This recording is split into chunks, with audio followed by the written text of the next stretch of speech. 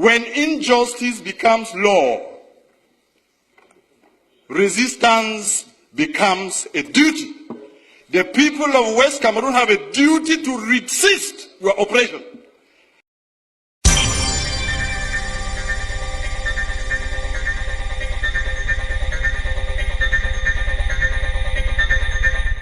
Nation that you call yours, people can do what has been done to our children in West Cameroon. I call it West Cameroon because you will never take it out of our mouths again, because that is a territory in which we believe in freedom. To go out on the street and demonstrate is a basic right for us. And that is why we are saying that there are two Cameroons that came together. If you are telling us, like a state minister stood here last year and told us that what happened in Cameroon is like dropping a few cubes of sugar into a basin of water. Who is the sugar and who is the water? I'm asking the government bench of Cameroon. Who is? That you rape our children. My brother's daughter has been raped in Boya.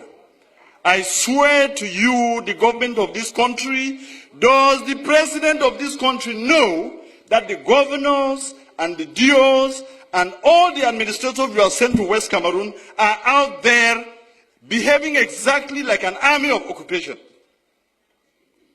Our people have nowhere to go. We have made all the efforts. Our ancestors and our forefathers trusted you to go into a gentleman's agreement that two people who considered themselves brothers could go to live together. If this is what you show us after 55 years, then those who are saying that we should break Cameroon are right. They are correct. The people of West Cameroon cannot be your slaves.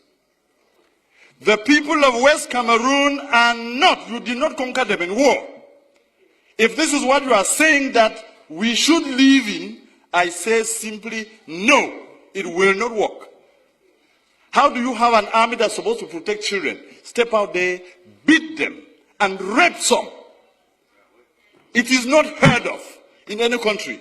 This is the 21st century, and anybody who does that and cannot be willing for his government to pay the price, we will exact it on you.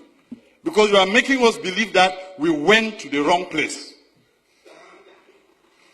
What is there to say? I want the world to know and to have it on record that we have made efforts. I have sat with ministers and listened to them talk. The first one was the then Minister of Justice, Amadou Ali, 10 years ago.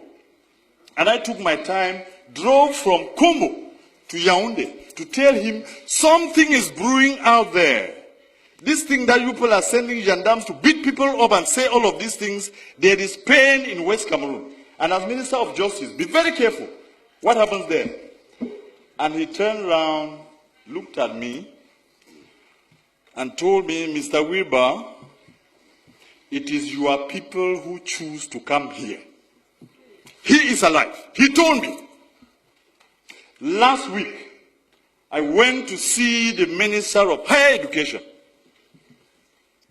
Professor Famindongo, and I told him, the problems in Cameroon, the problem we have in West Cameroon, is the problem that will bring down Cameroon. If you do not handle it well, you will not know Cameroon as it is in a few months or in a few years.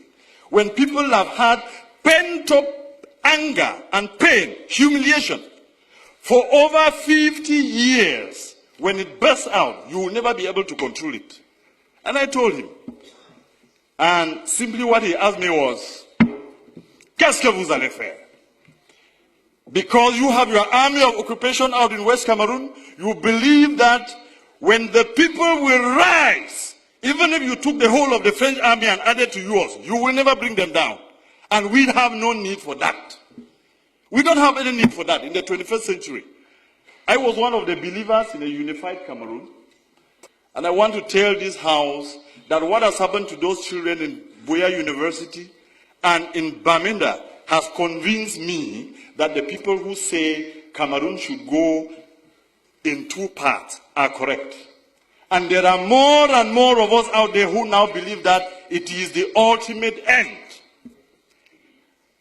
I listened the other night, an offer of 1,000 jobs, an offer of 2 billion francs for lay schools, and I laughed at myself. Are my people slaves? So you now take them to be your dogs, that you can beat and wound and maim, break their bones, then throw a piece of meat for them to fight over. It has to end. If we, the people of West Cameroon, have to continue doing what we are doing, it is because we believe that the more is always the merrier. When you have more people, you have more chances of surviving in life. If the more people who are the people of East Cameroon have proven to us that our blood means nothing, then it is time for us to say it will soon be over. I want to give you a quote here in this house that I borrowed from the American liberators. When injustice becomes law, resistance becomes a duty. The people of West Cameroon have a duty to resist your oppression. I call it oppression because of what I've seen in the field. Let me quote you another 2 instances. 3 weeks ago, there was an incident in Bangolan, which is a neighboring village to Jakiri, where I come from. And I don't know what it was about, and a gendarme officer was killed. And the forces of law and order, under the instructions of the SDO of Ngokitunya, move into Jakiri, a neighboring village, and take away 100 men. Just beat them up, break their bones, and then just leave them there. And I went to that place where he took these people, and I told him, Mr. SDO, you are going to release my people. He sent soldiers to me, and one of them told me, I said, I am the representative of these people because I'm a parliamentarian. And the young man turned around and asked me, Et puis quoi? On n'est pas ici à Yaoundé. And he drew a line on the ground to tell me, if you cross here, you will see the consequences. Unfortunately for him, I happen to be a descendant of the warriors, so nobody draws a line before me. And I crossed, and I told him, shoot me. I told the SDO, release my people. In 12 hours, he released them. But some are still lying in the hospital. They beat and kicked a woman and she miscarried, a pregnant woman. And nobody can question this.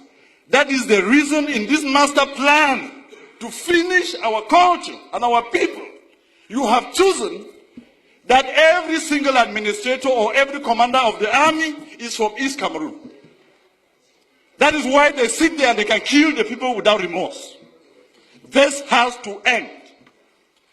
Mr. President, Mr. Speaker, I want to repeat this quote.